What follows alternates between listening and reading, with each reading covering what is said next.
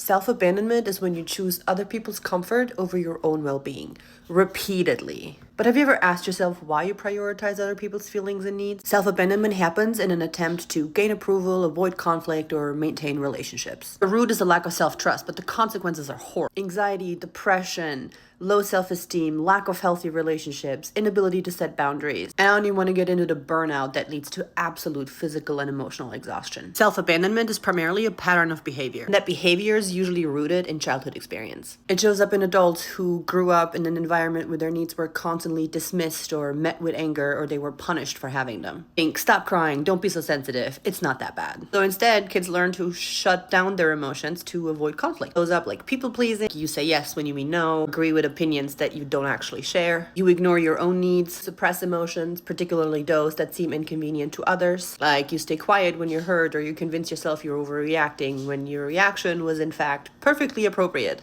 People who self-abandon rarely express their true thoughts, yet alone boundaries.